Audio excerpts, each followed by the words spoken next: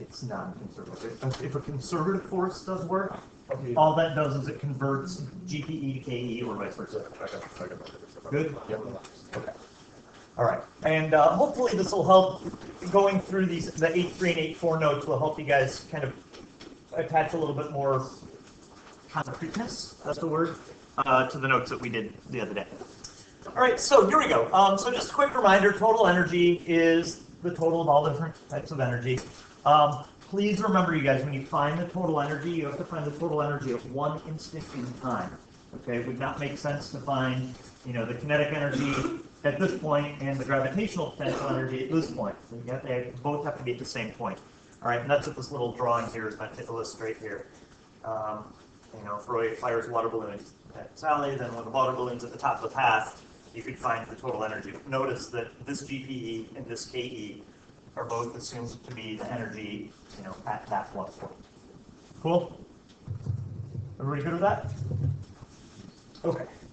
I made a little note there that technically the water balloon would have the last potential energy, right? So I probably should have included that. All right, so here we go. Law of conservation of energy. I think I gave you guys this in the last chunk of notes, so this should be review. But just remember, sort of in a holistic sense, energy can't be created or destroyed. All right, so the amount of energy that we have in the universe right now, that's a constant number.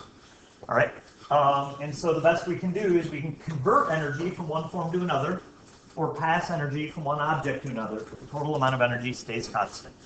And so here's sort of the important part. As long as the energy is not passed from one object to another, in other words, if the non-conservative forces don't do work, then the total energy of an object is going to stay constant. All right, and so this section we're going to be focusing on these types of problems where the non-conservative forces don't do work. Cool? Questions? All right, so we are going to start with the classic roller coaster problem. All right. So, later this year, I don't know the date. Actually, I should have written this down. We're going to Cedar Point at some point. I think it's in May, but don't quote me on that. And so you'll have the opportunity to apply some of this stuff. All right. So the way these roller coaster problems usually work is we're going to assume that the roller coaster is frictionless. All right. And the way that they'll be set up is you'll be given information about one point on the roller coaster. So at this point, I've given you the velocity that Roy has as he goes over the top of the hill and the height of this hill. Okay? And so question A might say something like, if the second hill is 15 meters tall, what will Roy's velocity be at the top of it? And question B might say, if he goes around the top of the loop at a velocity of 16 meters a second, then what is the height of the loop? Follow? Okay. So the idea, you guys, is while Roy is on the roller coaster, there's really only two forces acting, right? So you guys tell me, what are the two forces? Yeah, gravity's pulling him down, and there's a normal force, right? But look, gravity's conservative, so that's not going to change his total energy. And why don't we need to worry about normal force, I guess? Perpendicular to the motion. Yeah, remember, the normal force is always going to be perpendicular to motion, right? Like at this point, he's moving this way, but the normal force is up, right? And as he goes down the hill, that normal force will always be perpendicular to motion, right? Okay? Now, again, we have to be assuming here that this is frictionless, so that's probably worth noting. Assume frictionless. All right. So the idea then is our total energy is going to be constant. So what we can do is we can use the idea of conservation of energy to figure out what its velocity is here at the top of the hill. Okay. So here is what we're going to do.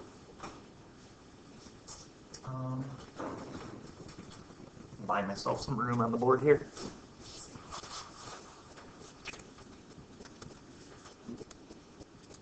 Erg. Sorry, give me 2 seconds here. Control A. Shoot. Oh, it's not going to cooperate. All right. We'll just have to make do. Sorry. Oh, I know what I can do. Dual page. Haha. There we go. That's what I want. Okay. So, check it out. Let's do this. So, on the first hill, here's what I know. I know that its velocity is 10 meters a second, and I know that its height is 40 meters, right? So in terms of energy, what can I use those values to calculate? Yeah, I can use the velocity to find the kinetic energy, and the height to find the gravitational potential energy, right? Right? That is huge. I can't emphasize that enough, you guys. In this chapter, anytime I give you a height, you're going to want to think, oh, GPE. Okay? Anytime I give you a velocity, you're going to want to think, oh, KE. All right? So let's go through and let's calculate those values. This velocity is 10 meters a second, so I can certainly find the kinetic energy just by doing 1/2 mv squared, right? So the mass I gave you was 60 kilograms. Half of that will be 30 times 10 squared gives you what? 3,000 joules.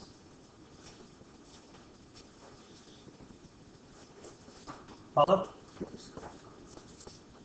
Did I do that too quick for anybody? Does anybody need me to write out more detail there? Okay, and similarly, I know the height, which means that I can find my gravitational potential energy. That's just MAG times h, right? So my mass is 60, acceleration of gravity is 9.8, height is 40, so 60 times 9.8 times 40 gives us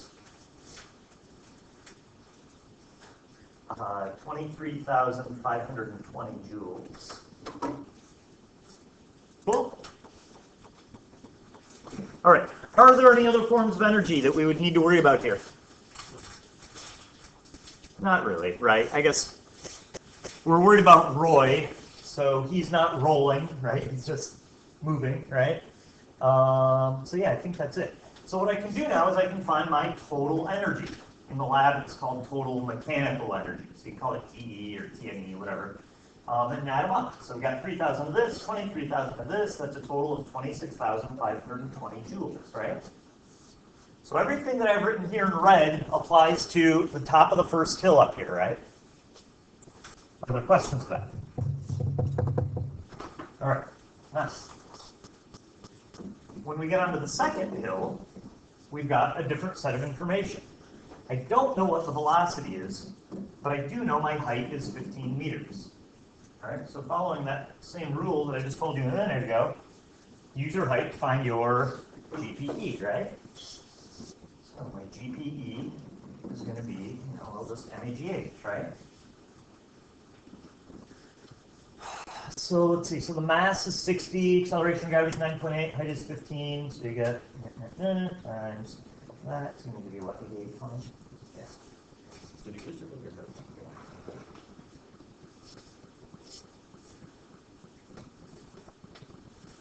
All right, everybody okay with what I did there? All right, now, from equations this chapter, in order to find the velocity, I got to know the kinetic energy, right? Well, let's see. Velocity will be 2ke over m, right? Square root e. Okay. So what students often do is they go, well, darn it, ke is 1/2 mv squared, and I can't find the velocity without the kinetic energy. I can't get the kinetic energy without the velocity, and I'm kind of stuck, right? Okay. But Parker is going to tell me what I can do.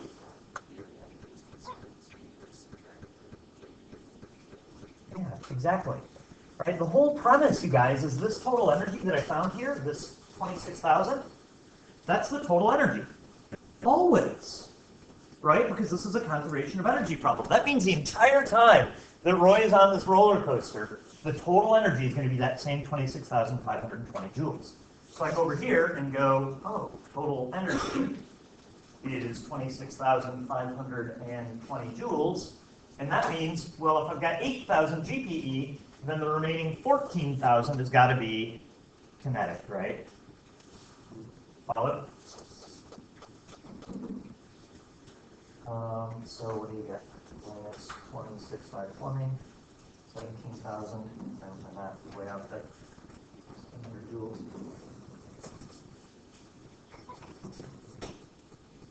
Make sense?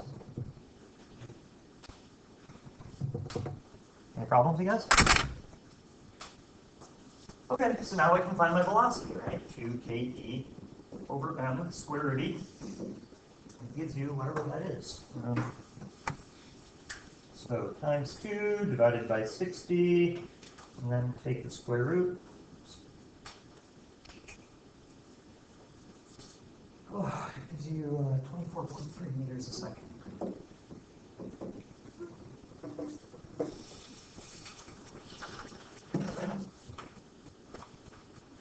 Follow or no? Any questions, you guys? So, and then we can find the height at the top of the loop similarly, right? We would use this, we would use the velocity to find the ke, right?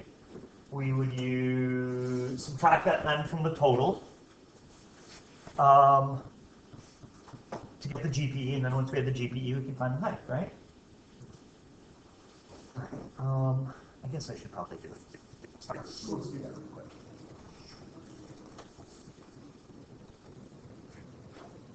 So at the top of the loop, here's what I know. I know my velocity is 16 meters a second, right? So what am I going to do with that info, you guys? Find the kinetic energy, right? So that's going to give me a kinetic energy of 7680. I can't find my height unless I know my GPE. I can't find my GPE unless I know my height. So I'm going to remember that I know my total mechanical energy is constant. It's 26,520 joules.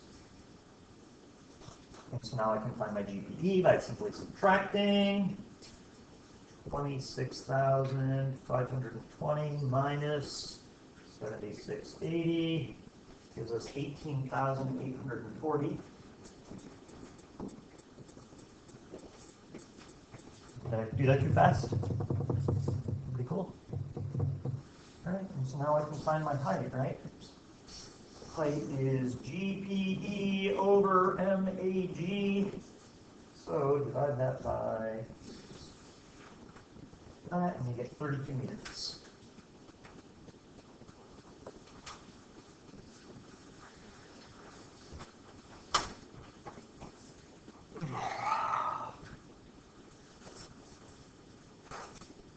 Are we good?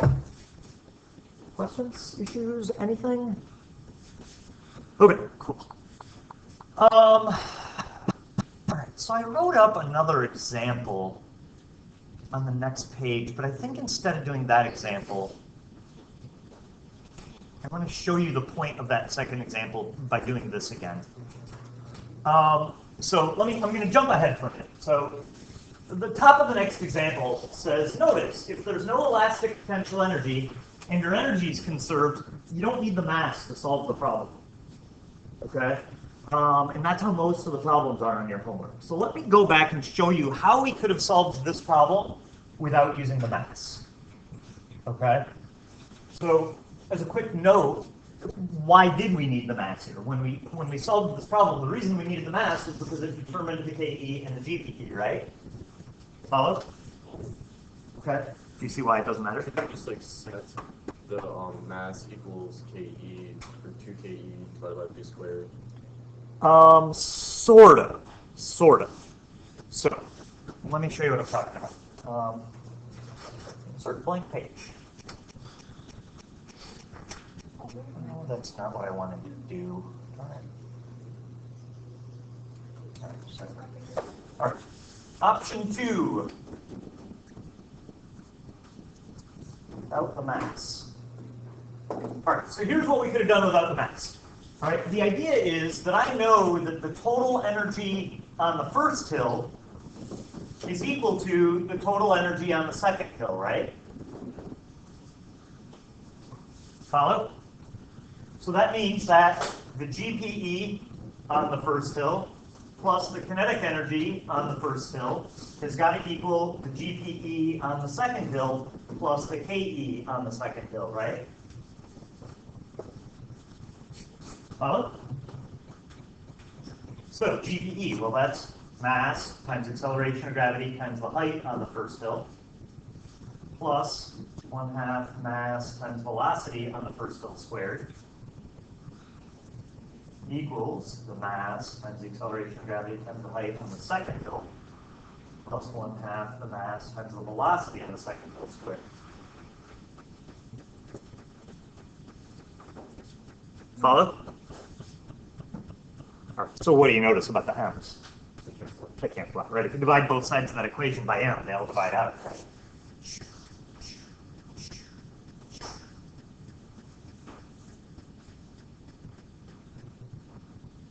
All right, and do you guys understand that this giant equation is the exact same thing as what we did over here? I just haven't put the numbers in yet, right? Follow? Okay, so now we can plug in our numbers, right? Acceleration of gravity is 9.8. The height of that first hill was what, 40? 40. Plus half of the velocity on the first hill was 10. Don't forget to square it. Equals 9.8 times the height of the second hill was 15. Plus 1/2 the velocity on the second hill squared. And then solve for that velocity. Does that make sense or no? We good? Too fast or we good? Billy, you doing okay? Evan, you good over there? Okie dokie. So I'm going to skip the algebra right now, obviously. Just going to plug through this. So next your velocity turns out to be, what did we get before? 24.3? We're happy because it's the same thing we got. Cool. All right. So this next example, then, I don't even know if we need to go through it. I guess the thing I'll point out about the second example is you got to watch out. Watch for hidden zeros. Okay. You guys remember what I mean by hidden zeros? Right. So this one, you're dropping a ball off of a roof, right? And we're trying to find the velocity when it hits the ground. So the problem tells us that the building is 3 meters tall, and I want to find the velocity when it gets to the bottom. So what are the hidden zeros here? My velocity at the top is 0, and the height at the bottom is 0, right? Follow it? So it becomes the same kind of problem we just did, right? So basically what we'll have is what GPE at the top is equal to KE at the bottom, right? So I guess we might as well finish it. We're all right there, right? So it's the mass times the acceleration of gravity times the height at the top is equal to 1/2 the mass times the velocity at the bottom squared. Plug in your numbers, right? Why is the G at the top of the roof and then going to do the bottom? Oh, because it's going to not have it anymore. Yeah, right, because the KE at the top is 0. So you don't need to add it in. Sorry? It's like flip-flopping. Does that make sense, you guys? Did I do that too fast? Are we good? Do you guys understand what's happening here? At the beginning, we're going to have all GPE, right? And as it falls, you lose GPE, but in exchange, you gain the KE, right? And that was what you saw with the skater crest, right? They're doing this, right? Right? That's all that's going on here. Good. All right, so I guess let's finish this then. The m's cancel out, so we get 9.8 times 3 equals 1/2 the velocity at the bottom squared. So we get 58.8 equals the velocity at the bottom squared, and then get the square root. Velocity at the bottom ends up being whatever the square root of 58.8 is.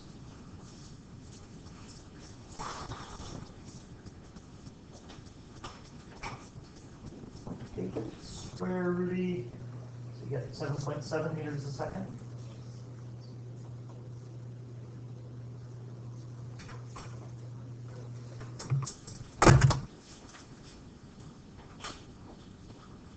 Cool.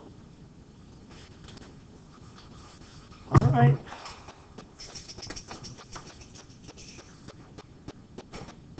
Okay, so can I go on? Have I lost anyone? All right. So now what if we had, instead of dropping our ball, what if we had a box that was sliding down a frictionless ramp? So I'm going to make a drawing. So here's our ramp. Here's our box. That's the box. What would the velocity be at the bottom here, guys?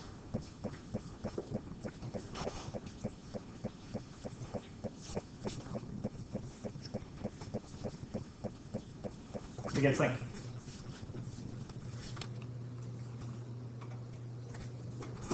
Same thing, look. It says we're sliding it down a ramp that's 3 meters tall. So everybody at the top, what's our height? 3 meters, right? So height, 3 meters. What's our velocity at the top? 0. Then when the box gets down to the bottom, what's the height? 0. We're trying to find the velocity. Isn't that the exact same calculation we just did? So what's the velocity going to be at the bottom? The same thing. Right? Okay. Evan, you all right? Can you not? Thanks. All right, look, you guys. Which one's going to take more time to get to the bottom? The ramp, right? So the idea is this one's going to take more time to get to the bottom, but it also has smaller acceleration, right? So the small acceleration balanced with the larger time, it still ends up at the same velocity at the bottom. Does that make sense or no? Okay. So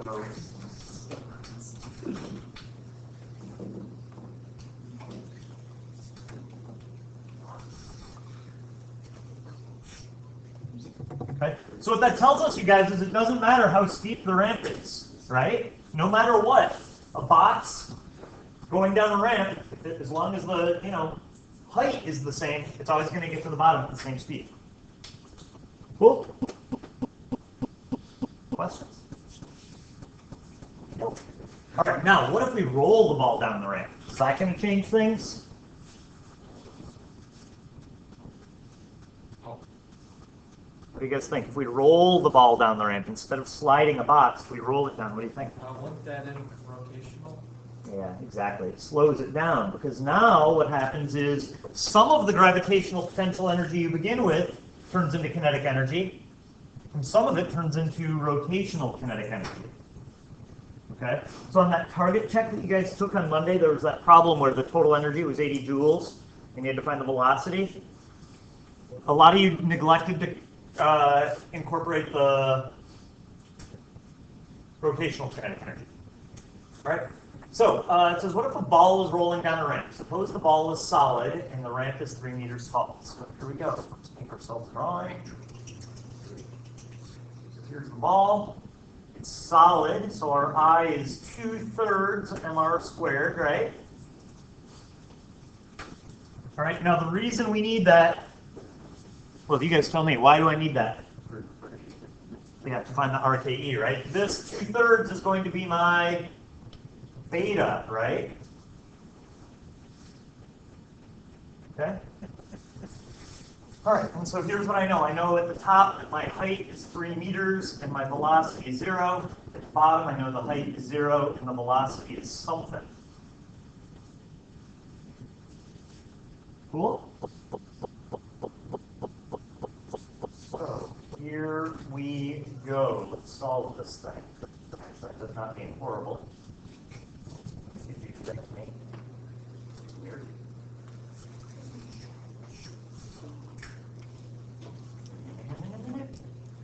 All right, so here we go. Here is what I know. I know that the total mechanical energy at the top is equal to the total mechanical energy at the bottom. Here's how you should be solving these problems. The way I set this up is the way that you guys should be setting stuff up. So at the top, what type of energy have we got?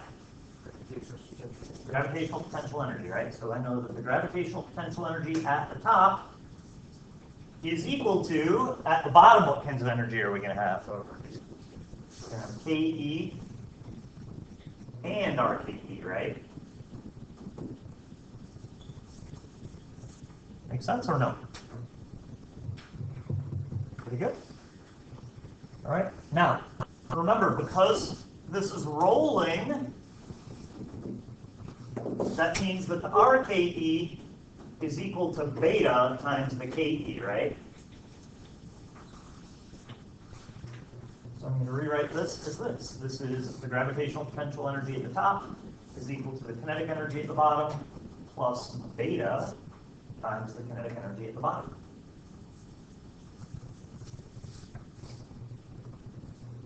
Follow? We're good or no? I guess you guys can be quiet, but now you're freaking me out with how quiet you are. All right. Okay, so let's see. GP. Sorry, I'm debating how I want to do my algebra here. All right, so the gravitational potential energy at the top. So that's the mass times the acceleration of gravity times the height at the top. That's got to equal the kinetic energy at the bottom. That's 1/2 the mass times the velocity at the bottom squared. Plus, what's beta, you guys?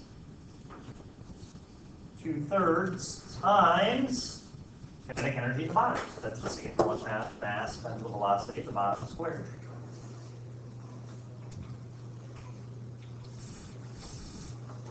Okay, so we're almost done. This is actually going much faster than I thought it would. So what should I do, you guys?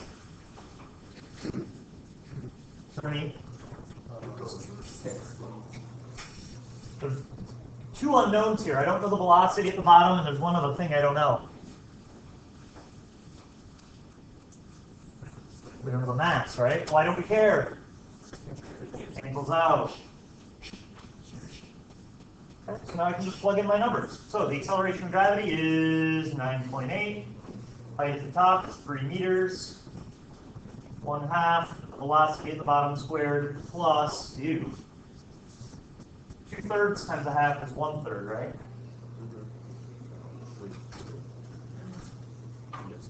Right, we get 2/6. Cool, guys? All right, so at this point, if you're like me, I hate fractions. So you could figure this out and go, oh, that's 5/6. Or you can use your calculator and do this as 0.5 VD squared plus 1/3 VD squared, whatever, however you want to get through that. So this becomes 29.4 equals 0.83 repeating VD squared. So what are we going to get here? 29.4 divided by 0.833333 gives you 35.28. That equals the velocity at the bottom squared, and then just square root it, and you get 5.9 meters a second.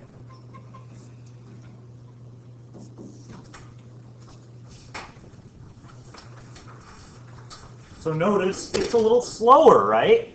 When it wasn't rolling, it got to a velocity of 7 point something, right? And the fact that it's rolling has slowed it down because now some of the energy from sliding gets converted into rotational kinetic energy. And I mean, you guys can see that. Look. If I roll it, it rolls pretty quick, right? Whereas, well, sorry. Because technically speaking, this is rolling, but the wheels are very small, right? So that simulates it sliding. Follow? So sliding looks like this versus rolling looks like this. Ooh, race them. It'll be exciting. You ready? Yeah, I hope yours. Cool. Questions? Is that the whole notepad? Oh, elastic potential energy. Oh. All right. So the elastic potential energy problems are a little rarer. They're less common. And you have to have the mass to do an elastic potential energy problem. Anybody see why? What's the equation for EPE, guys?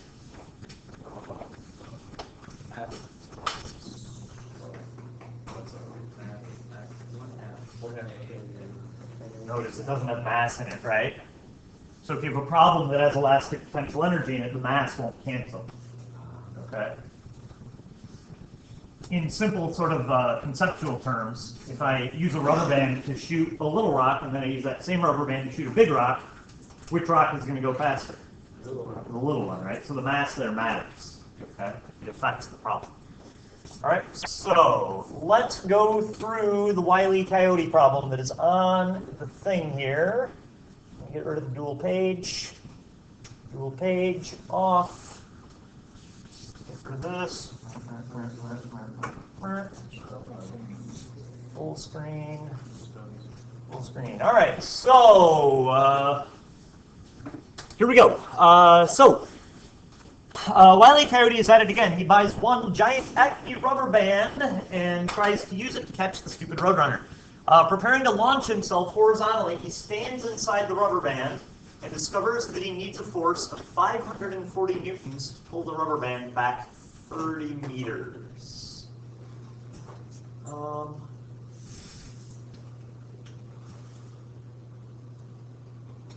Sorry. Did I put the homework back there? I didn't, did I? Sorry, my brain just stopped for a minute. All right, it says the rubber band is set up on top of a cliff 40 meters high and blah, blah, blah, blah, blah, blah, blah. Okay, so look. In this first drawing in figure 1, what kind of energy is our coyote going to have? Just GPE, right?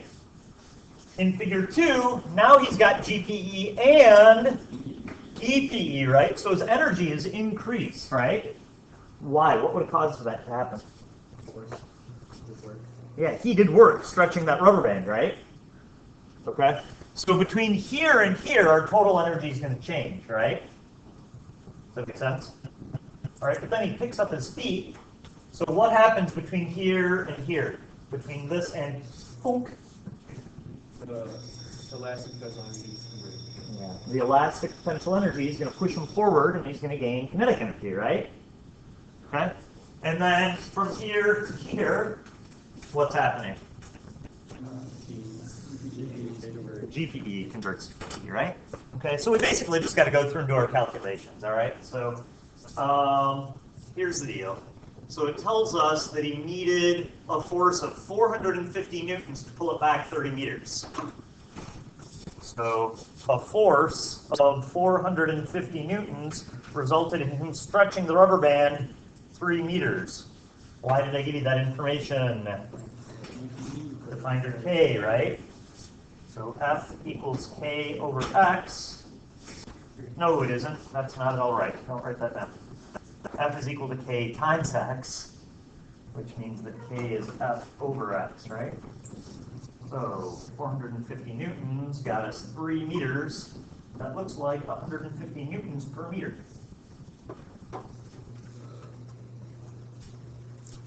Yeah, it's 30 meters. Oh, 30? Thank you.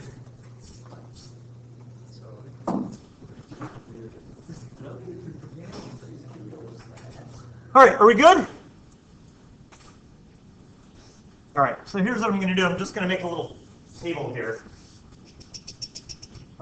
Extend the page. All right, so in figure 1, let's see. So types of energy we need to worry about. There's going to be GPE, there's going to be EPE, and there's going to be KE, right? Are there any other types of energy we need to worry about in this problem? Nope. Okay, everybody good? Any questions before I go on? All right, so if I remember right, the problem tells us the height of the cliff and the mass of the Roadrunner, right? Or of the coyote. Okay, let's see. Cliff is 40 meters high, mass of 20 kilograms, so find my GPE. It's going to be 7,840 joules. Is everybody okay with how I calculated that? By doing MAGH, right? Okay, I can find my EPE by using 1/2 kx squared, right? We just found k, and what was our x? 3 meters, right? So 0.5 times 15 times 3 squared. Ooh, that's a very small number. 30 meters. Man, thank you. That makes much more sense. So the EPE turns out to be 6750. Is anybody secretly stewing that I'm not writing out how I'm getting these numbers? Everybody's okay? Oh shoot, what did I do wrong? He doesn't have the EPE yet. Sorry. In figure 1, it's not stretched yet, is it? So the EPE here should be 0. The KE here should be 0. So my total energy is 7840. Sorry about that.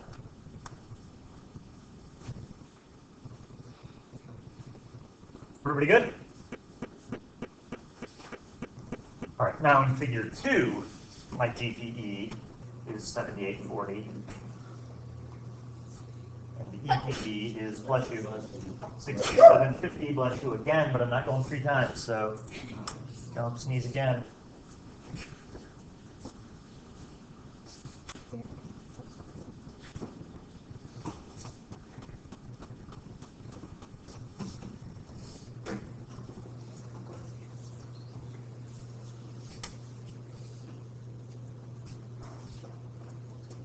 Are we good or no? You guys understand what happened between here and here? All right, so technically I'm being a little bit sloppy because I told you guys this was conservation of energy, and from here to here there's actually work being done, right? So total energy change. All right, so we'll come back to that in the next chunk of notes. All right, now, between here and here, the only force acting on him is that rubber band. That's a conservative force, right? So what does that mean? My total energy should be over here in figure 3. Should still be 14,590, right? All right, now, do I know, oh, the GPE is still the same because he hasn't moved up or down at all, right? But what's the EPE in this drawing? 0 again, right? Because it's not stretched anymore, and therefore my KE now must be the difference. It's just 6750, right? Is this making sense or no? Notice our total energy is staying the same. We're conserving energy. All we did was convert the EPE into KE. Okay. And then in the last drawing, what do I know? No GPE.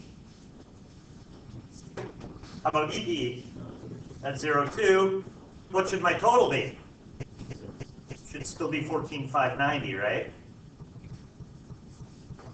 And therefore, my KE now must be 14,590, right? Make sense? Okay. All right, so now I could use these numbers to find the velocity, right? I think that's the last thing we got to do. Well, I'll leave that up to you. So you can use this to find the velocity.